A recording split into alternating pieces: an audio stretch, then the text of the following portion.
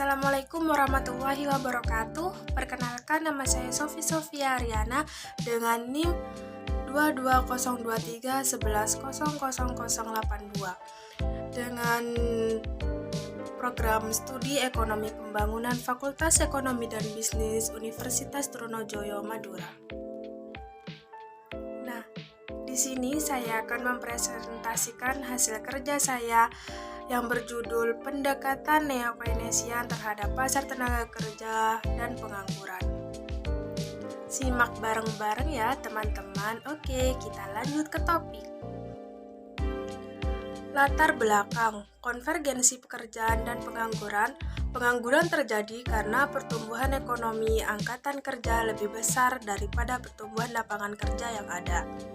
Pengangguran merupakan indikator penting dalam bidang ketenaga kerjaan, di mana angka pengangguran dapat digunakan untuk mengukur kapasitas kerja angkatan kerja dan memanfaatkan kesempatan kerja yang tersedia. Apabila angkatan kerja bertambah karena pertambahannya jumlah pekerjaan, tetapi tidak terdapat dalam jumlah lapangan pekerjaan, hal itu menyebabkan bertambahnya jumlah pengangguran. Pemerintah mengatur pasar tenaga kerja untuk mengurangi pengangguran dan membantu para pencari kerja dan pengusaha atau bisnis yang membutuhkan tenaga kerja untuk meningkatkan devisa sehingga mereka dapat dengan mudah mengakses pekerjaan terbuka baik di dalam maupun di luar negeri. Tujuan dan pendekatan pasar tenaga kerja dan pengangguran adalah untuk menciptakan peluang dan infrastruktur rujukan pekerjaan untuk mendapatkan tenaga kerja. Tujuan membentukkan pasar tenaga kerja adalah agar lembaga mengelola pasar tenaga kerja, menciptakan lembaga dengan organisasi yang kuat dan berharga secara struktural. Dasar pasar tenaga kerja, perekonomian terbuka, regulasi harga dan kuantitas lambat modal, pertumbuhan moneter dipelajari yang berarti hukum gerak. 2. Untuk setiap dinamika bagian dan 2 faktor eksternal non-linier ditambahkan 1 dalam arus modal dan 1 dalam arus modal yang lain. Membengkakkan kurva Phillips. Ada 3 jenis pasar tenaga kerja. Nah, yang pertama, pasar persaingan sempurna. Pasar persaingan sempurna adalah hasil keluarnya perusahaan karena profitabilitas awal adalah 0. Juga barang yang sama tetapi juga segmen pasar yang berbeda. Terdapat pada inovasi teknologi lebih cepat karena modal lebih banyak atau produknya lebih dari 0. Pengaruh negatif persaingan sempurna di pasar kurangnya inovasi produk karena dalam pasar persaingan sempurna juga terdapat banyak persaingan dan konsumen serta setiap orang memiliki informasi yang sama tentang pasar barang. Pengaruh negatif persaingan sempurna di pasar kurangnya inovasi produk karena dalam pasar persaingan sempurna juga terdapat banyak persaingan dan konsumen serta setiap orang memiliki informasi yang sama tentang pasar barang. Agar pedagang dapat menetapkan harga pasar persaingan sempurna juga memiliki banyak penjual dan pembeli dengan berbagai jenis barang yang dijual.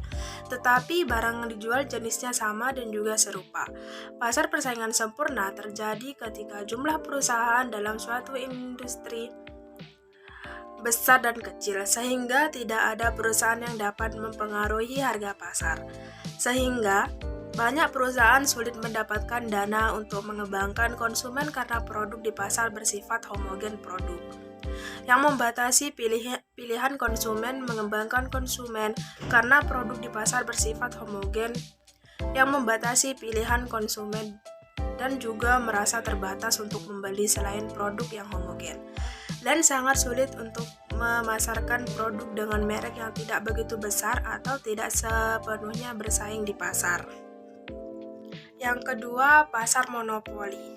Struktur pasar di mana semua hasil industri diproduksi dan dikendalikan oleh suatu perusahaan untuk menentukan harga barang. Sejenis yang hampir sama dalam pasar monopoli tanpa produk lain. Yang serupa atau tanpa pesaing adalah pasar monopolistik untuk suatu perusahaan. Ia juga mencakup banyak penjual output, penjual pengambil harga atau homogen, dan masuk keluar yang mudah dan pasar monopolistik. Contoh pasar monopoli negara Indonesia adalah PLN, Pertamina, PDAM, PT Kereta Api Indonesia, PT Perkapalan Indonesia. Perusahaan-perusahaan ini menerima listrik, bahan bakar, dan air bersih sebagai pendapat utama untuk kebutuhan masyarakat Indonesia. Kekuatan mereka adalah harga yang dapat mereka berikan ketika harga naik atau jatuh mengingat jumlah barang. Keuntungan dari pasar monopoli adalah situasi pasar di mana hanya ada sedikit penjual karena kondisi penting tidak adanya persaingan antara penjual, namun sisi negatifnya adalah memicu munculnya pasar gelap.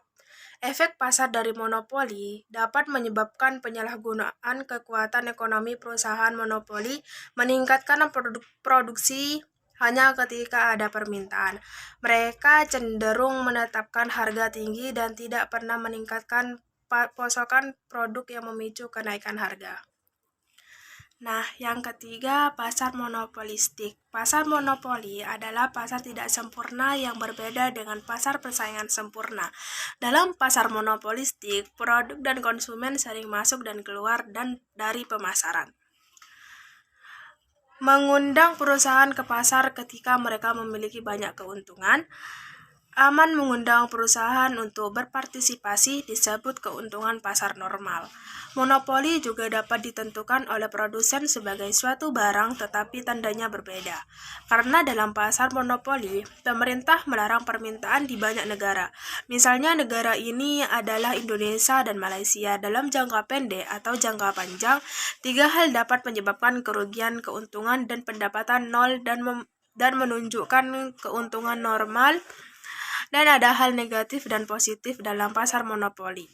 Negatifnya adalah kenaikan biaya bagi perusahaan. Positifnya adalah stabilitas harga skala ekonomi di pasar monopoli, mengembangkan sumber pendapatan penting bagi masyarakat. Perusahaan dapat menetapkan harga tanpa persaingan atau hambatan dari perusahaan lain, sehingga sebagai faktor penentu harga. Selain itu, perusahaan dapat menaikkan harga dengan mengurangi jumlah produknya dan adanya produk yang efisien dalam produksi. Persaingan antar perusahaan memberikan keuntungan bagi konsumen dalam harga dan kualitas produk. Menurut Neo-Keynes, kerugian dan pasar monopoli adalah produsen tanpa modal pengalaman yang cukup dengan cepat tersingkat, yaitu pengangguran. Kependudukan merupakan tantangan bagi negara-negara maju dan berkembang. Neo-Keynes menyatakan bahwa jumlah penduduk yang sangat besar akan berdampak bagi aspek kehidupan. Di antaranya ialah kebutuhan pangan, kemiskinan, hingga lapangan kerja. Dalam contoh kasus di negara Indonesia, mencangkup lingkup negara berkembang. Negara Indonesia memiliki kondisi pengangguran yang sangat meningkat dari tahun ke tahun. Berdasarkan pada Badan Pusat Statistik atau BPS, pada bulan Agustus tahun 2015 meningkat sebesar 6,5% dari sebelumnya.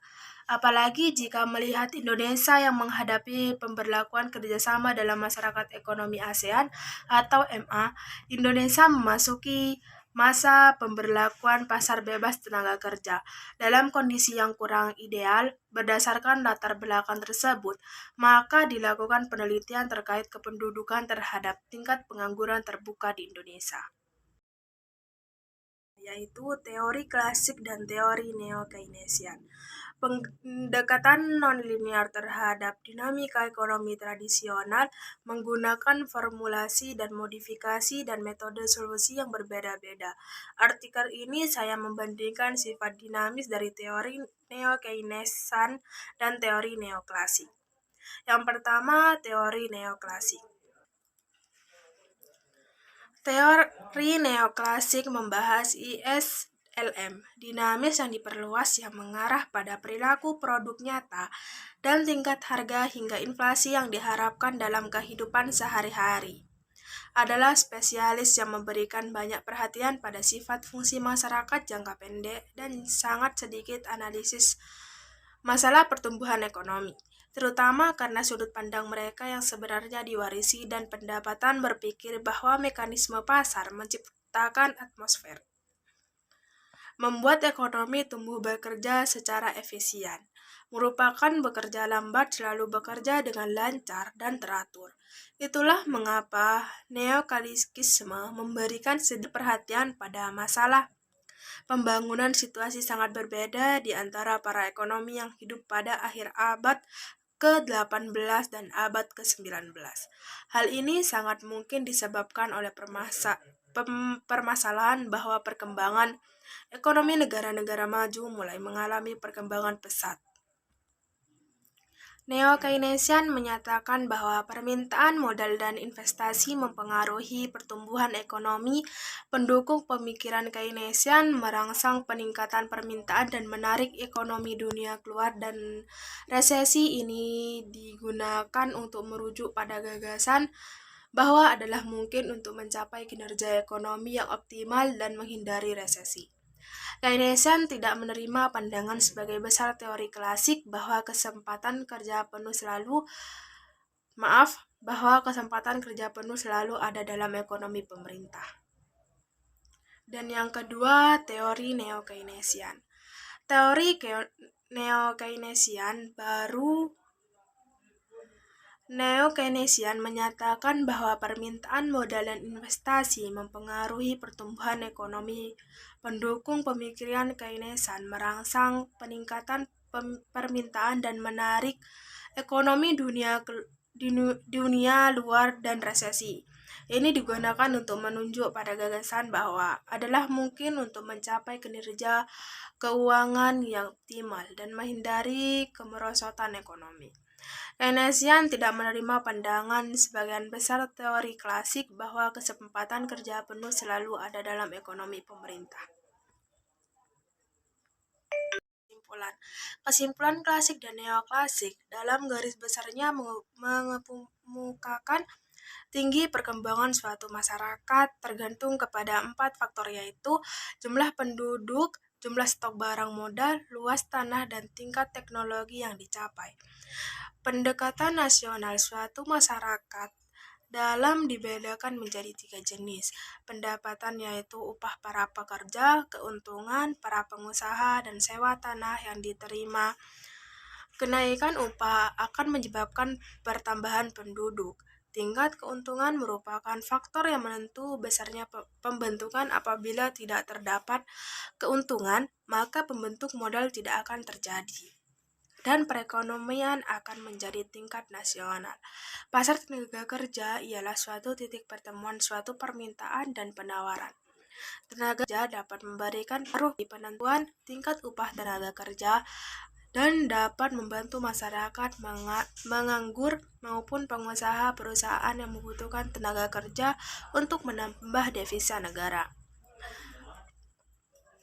Untuk mudah mendapatkan sebuah informasi tentang lowongan pekerjaan luar negeri maupun dalam negeri sebagai sarana dan prasarana untuk memperoleh berbagai informasi terkait ketenaga kerjaan. Dari saya, mohon maaf bila ada kesalahan disengaja maupun tidak dalam pengucapan kata. Wabillahi taufik wal hidayah. Wassalamualaikum warahmatullahi wabarakatuh.